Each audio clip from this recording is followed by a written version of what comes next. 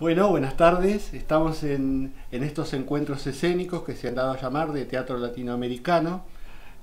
Agradecimientos primero a la señora Claudia Tur, que es nuestra coordinadora y quien nos permite con estos eventos poder seguir estando, aunque no son presenciales, poder seguir estando virtualmente y aprender un poco de lo que es el vestuario. Por supuesto que a INCRI, que es quien nos junta y quien nos permite estas actividades latinoamericanas, y a la Dirección de Cultura de Bahía Blanca, la señora Morena Roseló. Vamos a comenzar a hablar del tema que a mí me toca, ¿no? Que es vestir a la actriz y al actor, con todas las dificultades que eso implica. Por ejemplo, desde la reunión con el director, que es el primer comienzo, ¿no? Aceptan tu trabajo, no lo aceptan, qué es lo que pretende el director, qué es lo que aporto yo como diseñador, porque nosotros tenemos ese inmenso trabajo que es vestir a un actor o a una actriz, pero además estamos dando vida al personaje o le estamos poniendo el 50% al personaje. Uno se luce cuando, por supuesto, que la obra, la comedia musical, la ópera o el cine es de época. ¿Por qué motivo? Porque en el estudio preliminar uno puede jugar, si bien está manteniendo el tiempo en el que se va a realizar la obra, pero bueno, uno puede jugar de acuerdo a lo que vemos en los libros, a lo que vemos en el cine o en otras películas. De ahí podemos tomar una idea para poder crear de acuerdo a las épocas. Un poco de lo que vamos a hablar es de esa incomodidad, que por supuesto cuando vamos a las épocas pasadas, la incomodidad que le produce en este caso al actor, pero que también se las provoca al personaje.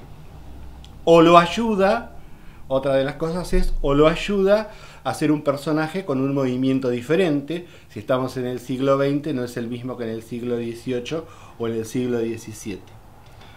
Yo voy a tomar un poco El enfermo imaginario de Molière, que es siglo XVII, pero estamos hablando por el tipo de tela que vamos a usar y el tipo de ornamento que tiene cada uno de los vestuarios.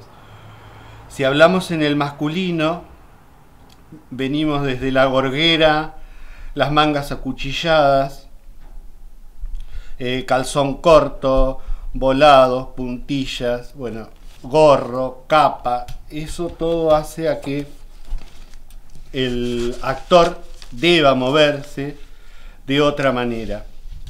La mujer tiene un guardainfant, tiene puntillas, tiene mangas también acuchilladas y engordadas, siempre hay tocados, hay capas, hay abrigos.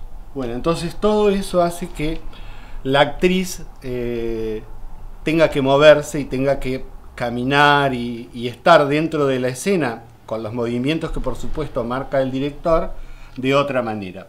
Por eso la charla previa que tiene el director con el diseñador o con quien vaya a ser o con el realizador del vestuario, porque a veces los diseñadores hacemos el dibujito y es lo que nos aceptan y después hay quien lo realiza. En mi caso, en realidad, como trabajo con mi familia, habitualmente el vestuario lo diseño y lo realizo, pero no en todos los casos es igual y también es apropiado, es decir, aceptan mis diseños y hay un realizador. Bueno, el realizador, en este caso, como me toca a mí, lo hablo desde mi punto de vista, quiere trabajar con telas que sean apropiadas de la época, no solamente con las telas que podemos usar o abaratar los costos. En cuanto al presupuesto, ¿cómo trabaja el vestuarista? Primero elige hacer el vestuario para la masa del grupo teatral y después se centra en los personajes principales, o vamos primero al actor principal y después va desencadenando en el grupo general. Bueno, en realidad cuando uno le promete al director el trabajo o el tiempo para entregarle los bocetos, entrega todos en general. Pero habitualmente uno comienza a trabajar con la masa porque es la mayor cantidad, porque puede hacerlo en el taller de vestuario y después dedica el tiempo o la parte del presupuesto a los actores principales. Algunos tienen un solo vestido durante toda la obra y otros, por supuesto, que tienen 2 o 3 cambios de acuerdo a donde estén. En realidad, los presupuestos, como todos sabemos, habitualmente son acotados. Sobre todo los que estamos en el interior, son acotados porque no hay grandes puestas en escena. Entonces, siempre tenemos que trabajar con determinado presupuesto.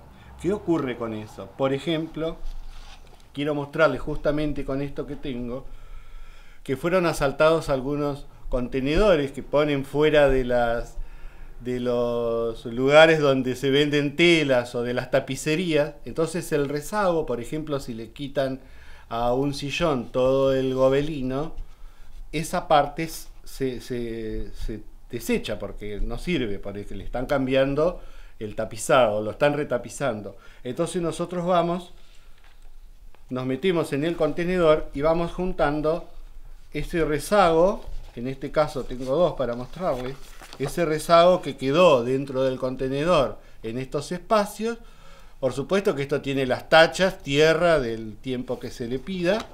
Entonces el primer trabajo es sacar todas las tachas, todas las grampas y ponerlo a lavar varias veces. Se pone en enjuague y después se da un lavado final con los jabones. Y las telas vuelven a tomar ese estado que tienen, casi como si fueran nuevas. Por supuesto que hay lugares que hay que desperdiciar, porque queda el lugar donde está más rosado, el lugar que estaba internamente. Casi siempre trabajamos dando vuelta el estampado. Si este era el estampado, nosotros lo damos vuelta porque adentro, en realidad, se ve mucho mejor. ¿Sí? Este es el derecho real de la tela y podemos trabajarlo del lado del revés, que se ve mucho mejor. ¿Por qué hacemos esto si no tenemos... Yo hablo desde mi caso, porque cuando hacemos una prenda con una chaqueta con mangas acuchilladas, ajustada al cuerpo, con su gorguera y demás, la textura de las telas son diferentes para la sastrería. Entonces, si usamos una tela muy liviana, como las actuales, entonces no le podemos dar la prestancia que en realidad la prenda debe tener. Por eso se intenta trabajar con telas que sean lo más parecida posible a las telas que se usaban en la época, todas algodonadas y por lo menos de 14 a 20 hiladas, que no se logran con una tela de menor recurso. Sí las podemos usar en las generales de los actores y las bailarines de la obra, podemos usar telas más livianas. Igualmente siempre hay que darle como un enaguado, como algo para que la falda o lo que estamos realizando tenga una textura diferente o parezcan de una textura diferente. Después el resto lo va a hacer las luces y todo el entorno que tenga la obra, que nos ayuda muchísimo. Es otra de las cosas en las que tenemos que fijarnos, las tonalidades, porque a las luces o al día o a la noche, depende el espacio donde se realice la obra, la textura y el color tiene que ver muchísimo para que pueda verse de la mejor manera posible y engamado. Esa es otra de las cosas que a veces suelen hacer los directores. Quiero engamar la obra, es decir, todos vamos en los rosas, los verdes y los grises. Bueno, yo trato de decir que no, la paleta de colores debe utilizarse. Por supuesto la que está en la época, depende del siglo, y sobre todo que tenga un entorno diferente. Si tengo una reunión o un baile de gala, que no todos los vestidos sean en bordó, que no todos los vestidos sean en ocre, sino pasar por una paleta que quede armoniosa, pero mostrar una paleta de colores lo más cerca de la época. Y después hay otros directores que te piden, si la obra está ambientada en el siglo XV, pasámela al siglo XVIII. Se puede, y es muy probable, con otras diferencias. Continuamos con esa incomodidad que van a tener los actores. Si estamos en el siglo XVIII, aproximadamente, hay un periodo entre el siglo XVIII y finales del siglo XVII, o finales del siglo XVIII, donde el elemento que se utilizaba primordial, sobre todo para las damas, era el guardainfant. Es un elemento que va prendido desde la cintura con ballenas o con maderas y tela, que es hasta la altura de la rodilla. Cuando nosotros hacemos teatro y tenemos una escena en la que la actriz debe sentarse o estar sobre la cama, tenemos que modificarlo. Porque esas varillas, si tengo una escena de una pelea, por ejemplo en el Nuevo Mundo, el marqués y la señorita en la cama, porque la obra se hace desde esa cama y empiezan a partir la trama de la obra, cuando da la primera vuelta, ese miriñaque puede romperse. Como eso ocurrió en una prueba de vestuario, la actriz quedó con el vestido en un lado con el aglobado que tenía que tener y en el otro espacio sin el aglobado. Es decir, cuando se levanta parece que el vestido estaba destruido. No era que estaba destruido, simplemente que se habían roto las varillas que tenía el guardainfant. Vamos a ir a este vestido.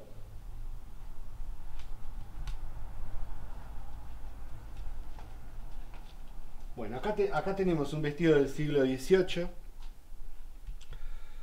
¿Qué ocurre en este espacio? Vamos a la incomodidad que va a tener la actriz. Tiene una falda, tiene puesto el guardainfant, una enagua, una media falda y además lo que es el vestido: corset, peto, fichú, llorones. Todo eso hace que el movimiento deba ser diferente. Por ejemplo, no podría faltar en la época esta parte del vestido, que sería el peto. No podía faltar el fichú, que era como traslucir un poco la parte que quedaba descubierta del pecho y de los hombros. La parte del peto era apretando el busto. Y después se terminaba de cubrir, por supuesto, el conjunto con esta pequeña gorguera, con buquet de flores. Llorones se le daba el nombre por la caída que tenía. En este caso está hecha todo con volados de organdí, pequeños voladitos de organdí, pero podría ser de encaje. Si me alcanzás, Cita, por favor, los otros puñitos de encaje para mostrar.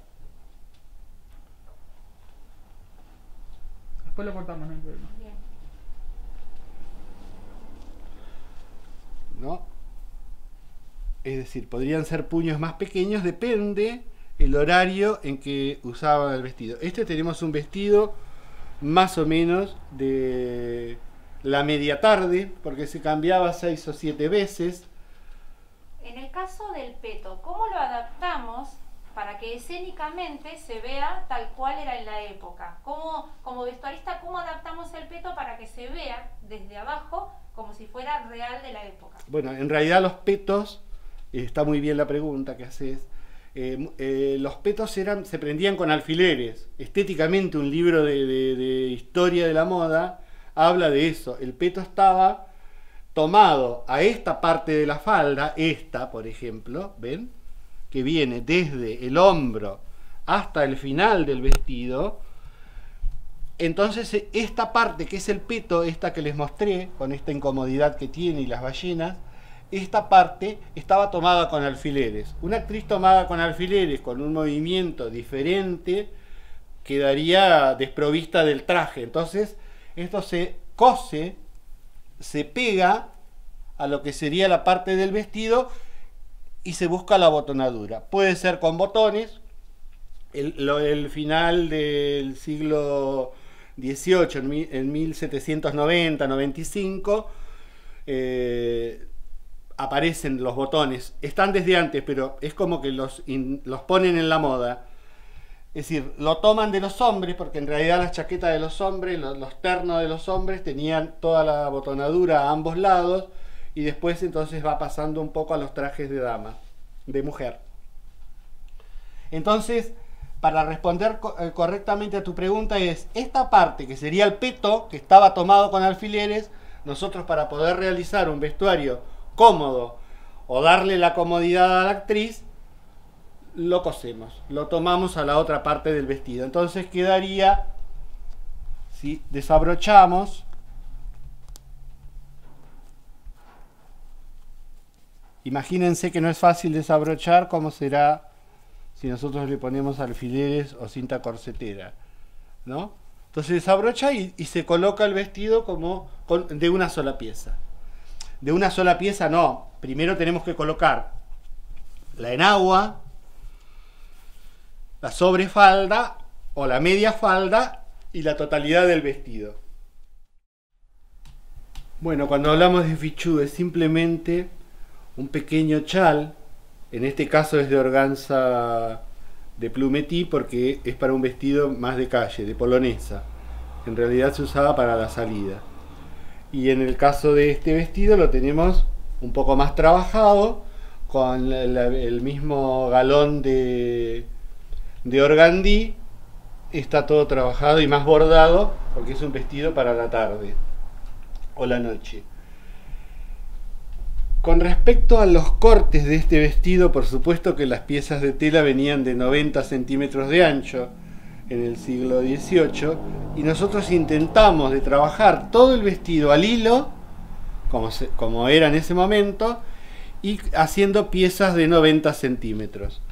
Porque si ustedes ven, por ejemplo, en la espalda del vestido, desde la falda es una misma pieza la que abre y tiene este tablón encontrado. ¿Ven la cantidad de tela? Es toda una pieza puesta o tomada desde el cuello hasta el ruedo o la caída que tiene, sin que pierda lo apretado del corset del vestido.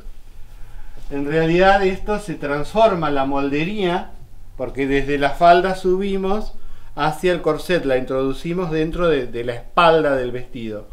El corte está en la cintura, de donde se cose la falda y se incluye esta pequeña capa que hace la cola del vestido. Otro elemento que se podría llevar en el vestido, además de todos los que tiene, sería un pequeño delantal que va puesto en la parte delantera, o en algunos casos, si no tuviese la capa o el recogido del vestido a la polonesa, podría ir detrás como un pequeño detalle. Hoy hablamos con respecto a que hicimos para la actriz. Nosotros dijimos que no iba a llevar el guardainfant tal cual es o se usaba en la época y nosotros podemos representarlo en este momento, sino que lo cambiamos por dos almohadillones que ponemos al costado de las caderas, sujetos a la cintura. En realidad es esto atado a la cintura como dos pequeñas alforjas,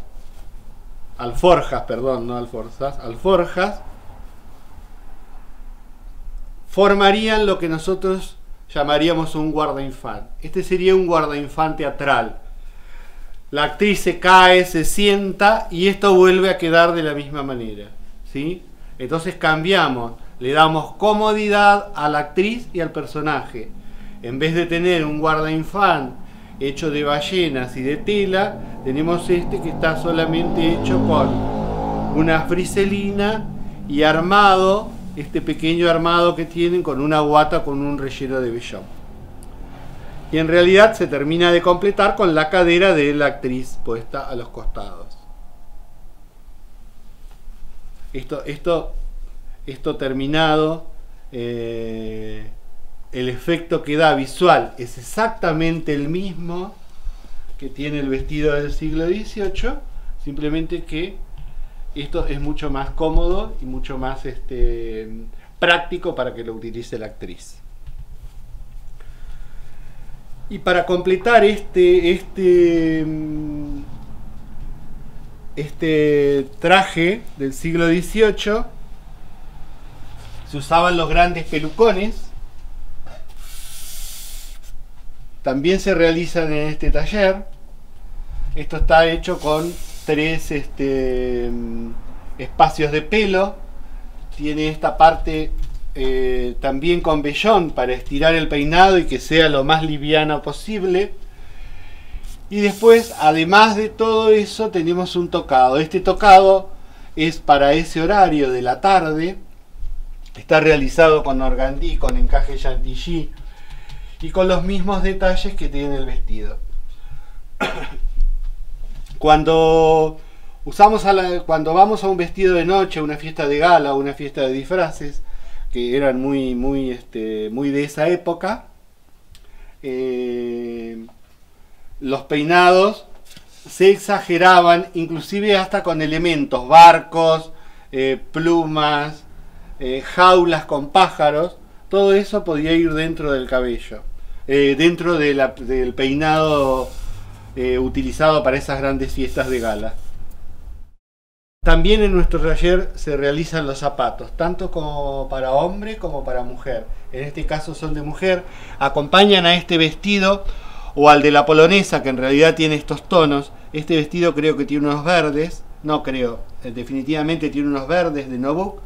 Y son zapatos que están transformados. Desde el taco, la lengüeta y todo el resto está forrado con gobelino, también reciclado de un contenedor. Es decir, por supuesto, después utilizamos hebillas y los elementos que se utilizaban en ese momento. Tratamos de hacerlo lo más creíble posible a la época. Por ahora terminamos con el siglo XVIII. Acá nos quedaría algunos elementos del varón. No les estoy mostrando el traje porque lo tengo prestado. Fue prestado para una obra hecha ahora en pandemia, un unipersonal, pero en un momento el actor necesitaba vestirse de tal manera y bueno, para abaratar costos yo tenía el traje y se lo he prestado. Nosotros tenemos esa gracia, los diseñadores, ¿no? Ese gusto que nos damos, que a veces los directores, algunos de los trajes que hacemos, que nos gustan, ya nos lo han pagado, pero después de que la obra termina o cesa, algunos de los trajes nos dan en guarda y bueno, entonces podemos tenerlo nosotros. En este caso son de una muestra de moda del siglo XVIII al XX, pero sí muchos de los trajes son obsequio de los directores, que después de culminado el periodo de la obra, nos obsequian a los diseñadores o nos dan como para guardarlos, para que se mantengan en el tiempo y tener los cuidados necesarios a los diseñadores. Así que ese es un punto a favor que tenemos los diseñadores. A veces nos hacemos de vestuario porque los directores nos los obsequian. Ahora le toca a los nenes. En realidad nos vamos un poquito a Shakespeare o también a Molière, pero en realidad es para una obra de Shakespeare. Hablamos de mangas acuchilladas, de chaquetas muy ajustadas, con los acuchillados en el final de la chaqueta. También es un reciclado, es de un tapado de terciopelo y fue utilizada la tela de un tapado. Podemos sacar esto porque las dimensiones, aunque son menores, los recortes que tiene cada uno de los lugares donde va acuchillado llevan un poco más de tela. Tenemos la gorguera, que puede ser de este tipo o puede ser apanalada, pero es muy de esta época, del siglo XVII. Y sobre todo, estos bombachones, que también son acuchillados, y tenían aproximadamente 6 o 7 cuerdas. Nosotros tratamos siempre para mejorar la postura del actor, trabajamos la cintura de este bombachudo y la parte de las piernas con la cinta que usamos para cortinería, ¿no? La cinta fruncidora. Bueno, por supuesto que también usamos alguna especie de abrojo y demás, pero en realidad esto tendría que estar abotonado.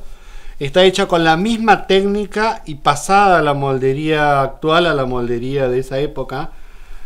Esto sería lo que sería el cierre o una bragueta en un pantalón de sastrería. Y está volcada la sastrería actual, transformada para este tipo de bombachudo. Esto va con unas calzas debajo, con unas medias. Y hay un elemento que comienza en el siglo XVI, que son los pañuelos, y cuando viene el amaneramiento del siglo XVIII, los pañuelos son de encaje y de la mejor textura trabajada. En realidad era un elemento masculino en ese momento, y bueno, por eso la era del amaneramiento, en realidad por las maneras y las formas que tenía hombre o varón, hombre o mujer. Y otra de las cosas es el maquillaje, que todo el siglo XVIII permite un maquillaje tanto para la mujer como para el varón, es decir, tanto para la actriz en este caso como para el actor. En algunos casos exagerado y excesivo. Bueno, y ahora nos vamos a ir algunos siglos después, dos específicamente, un siglo después, es el siglo XIX, mitad del siglo XIX. También estamos marcando la incomodidad, lo que provoca incomodar a la actriz. En este caso estamos en la era del Miriñaque, en su mayor esplendor, 1860, daba lugar a todo tipo de especulaciones, inclusive en los diarios y en las tiradas de las revistas, porque decían que, por ejemplo, las viudas, muy modositas por fuera, pero debajo del Miriñaque escondían a sus amantes. Esa era sería como la parte cómica, porque como cada vez eran más grande, una mujer había perdido sus hijos y estaban debajo del Miriñaque. Es decir, a ver, es un chiste, cualquier persona se daría cuenta que debajo puede ser, pero bueno, era todo lo que provocaba este tremendo vestido. La moda, si bien tuvimos una de post-revolución, hablamos siempre de la cuna de la moda, que es Francia, una post-revolución, después de Revolución Francesa del siglo XVIII, cuando inicia el siglo XIX, estamos languidecemos los trajes, mucho más, las telas son no tan trabajadas, ni brocatos, ni sedas, ni rasos, ni terciopelos, sino son más simples. Lo mismo pasa con las guerras y ocurre después en el siglo XX, cuando una posguerra, después del 45, la moda se hace muy simple, muy el taller, y bueno, una moda más usable y más económica, y después se explota con Christian Dior. Bueno, vamos a hablar un poco de todos los cambios que tenemos en este vestido de 1860. Las mangas se llaman pagoda, están abiertas, tienen doble manga. Este vestido está realizado en brocato, y en realidad tiene dos piezas, es la chaqueta con el polizón, y después tiene, como hablamos hoy, lo que se puedan imaginar, tiene pasamanería, puntillas, encajes, raso, abotonadura, cuello gorguera, y vamos a ver lo del corte. Los cortes está transformada la moldería, de una moldería actual a una moldería de este siglo, ¿no? tiene una continuidad del hombro hasta la pinza de busto o el recorte de busto. Es decir, esta pieza del vestido es una. Tiene 8 piezas, 10 piezas. Esta es una sola de las piezas. Tiene 3, 4, 5 en medio torso. Así que tienes 10 piezas en total. Manga pagoda es por la abertura que tiene por delante. Y dentro de esa va otra manga que cubriría el brazo. En realidad esto se remonta al siglo XII. Si ven las princesas de Castillo, tienen esta manga que va hasta el piso. Por supuesto que no había miriñaque, ¿no? El miriñaque, la primera vez que aparece, empieza a aparecer muy suavemente en 1830 y toma su esplendor, va creciendo hasta lo máximo que ocurre, que es en 1860. Y después comienza a pasar al polizón, entonces se va achicando la cantidad de tela. También tiene que ver el hecho de achicar el miriñaque, las guerra en Europa y guerra en Estados Unidos, que era donde había tomado el esplendor el miriñaque. La guerra de secesión de Estados Unidos también marca un antes y un después. Varias veces en la historia de la moda está cambiado, tiene grandes cambios por la guerra. Todo este conjunto, por supuesto que con las mismas tonalidades y la misma tela, se usaban este tipo de gorritos que son medio casquete, sin llegar a ser capelina. Por ahí podría tener el ala, en algunos casos el ala más grande, y también se utilizaba todo. Acá estamos usando unas cintas, quiero marcar eso porque también hay cosas que te dona la gente. Esta cinta, que si bien no es de 1860, pero sí es de 1890 aproximadamente, que la trajo una inmigrante italiana. Así que bueno, todos esos elementos que podemos utilizar y mezclar, algunos con la antigüedad propia, hay menos para nosotros, tenemos menos cantidad de ropa tan antigua, es decir, tenemos muy en claro el siglo XX, desde 1900, pasando por los periodos del 20, el 30, el 40, conseguimos ropa original o tenemos ropa original que nos dona la gente y que vamos consiguiendo en algunas compraventas, pero más atrás en el tiempo estamos muy escasos de tener, porque además también el mantener la tela se hace muy costoso. Creo que en Argentina tenemos 2 o 3 trajes, uno del Virrey, que es también de 1800, y algún traje de alguno de nuestros próceres en los lugares propios, pero sí están preservados entre vidrio y demás. Algunos ahora han entrado en una restauración. No sé si siempre se puede lograr en su totalidad, porque la tela que está, habría que ponerla de nuevo en el telar. La tela que está agujereada, tomada, gastada, es muy difícil. Las materias primas son distintas y entonces, bueno, restaurarlo siempre se puede restaurar, pero es costoso. Y nosotros no tenemos hacia atrás en la historia demasiadas posibilidades de tener trajes originales. Por eso los que tenemos, sobre todo del siglo XX, los cuidamos muchísimo y tratamos de preservarlo. Una tela más de 20 años no podría durar, y pensemos que hay telas que ya tienen 120, ¿no? Por lo menos en algunos de las piezas que nosotros tenemos. Son las menos en realidad, no me quiero agrandar, son las menos. Pero bueno, con el cuidado y el tratamiento puede mantenerse un poco más. Sí, vamos a ir ahora, vamos a otro vestido que tenemos acá. Bueno, y en este recorrido de siglo XVII, siglo XVIII, siglo XIX, estamos acá entre el final el 19 y el comienzo del 20, ¿no?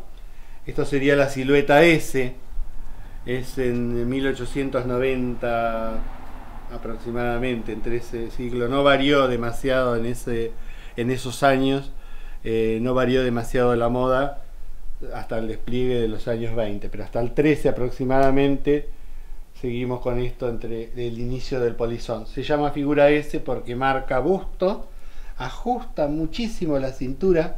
En este caso estamos trabajando en negro y blanco, en valores, y entonces por eso el cinturón tiene blanco con negro. Pero en realidad el fajín siempre era de color oscuro para supermarcar la cintura. Es decir, estamos hablando extremadamente ajustado. Esto es bastante lógico sobre este maniquí, pero estamos hablando que era extremadamente ajustada la cintura o minimizada con la corsetería, a tal punto que los cuellos, estos altos que elevaban las blusas y estilizaban a las mujeres, tenía ballenas que inclusive hacía que se lastimara el costado del cuello a la altura de las orejas, porque esto iba súper pegado al cuello y aballenado para que no pudiera hacer esto que en este caso está haciendo, ¿no? Nosotros mataríamos a la actriz, prácticamente saldría herida de la obra si fuese así, en 1 hora y media de actuación.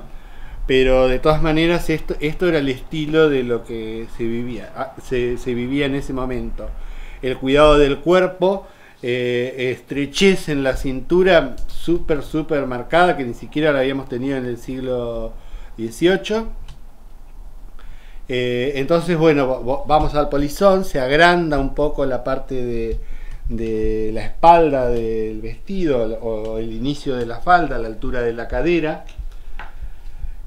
Y acá trabajamos un organdí que es de origen suizo. Yo no les diría que es original, pero sí que tiene por lo menos 90 años esta tela. La base de la tela es la de las florcitas más pequeñas y después se le ha ido agregando, porque acá se utilizaba en esta época un montón el tejido y la pasamanería del crochet y del encaje a bolillos. Entonces nosotros tratamos de imitar dentro de la blusa con la pasamanería y demás, pero la tela de base, el organdí suizo, es de muchos años. Y también tiene casi entre 80 y 90 años la tela que está utilizada para el fajín. Esta sí es original, por eso no tiene el blanco. Se trató de lavarlo, se lavó y se buscó la manera de blanquearlo. Esto es lo que más se ha podido para no desmerecer el resto del cordón, que es gris oscuro. Pero bueno, estamos trabajando sobre algo original, lo mismo que las flores de organdí. Si tomamos un poco con la cámara, cada uno de los pétalos está cosido a mano. Es decir, está hecho a mano y doblado hacia adentro, los rulotés están hechos a mano. Es como si fuera, estamos viendo una flor para un vestuario que en realidad está hecho casi como alta costura. Esto en realidad hoy quemaríamos los bordes, pero con un encendedor o con una velita, porque las telas tienen poliéster. Estas telas se deshilachan todas porque en realidad son de seda pura. La falda está trabajada en gros de seda. Este tiene poliéster, pero en realidad le estoy diciendo la tela que utilizaba en el momento.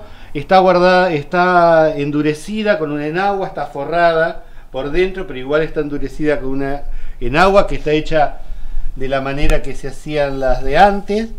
Es decir, no tenían varillas, sino tienen una soga, que es lo que le da ese cuerpo sin exagerar, como lo vimos con los miriñaques. Con respecto a la caída de la falda, tiene un arrastre de cola, por dentro se ponía una escobilla. En realidad en esta época la mujer se cambiaba entre 6 y 7 veces al día. Tenía vestidos de tarde, de noche, para estar en la casa, se iba a tomar el té. En realidad es una de las épocas en donde más veces se cambiaba o más atuendos tenía para usar durante el día.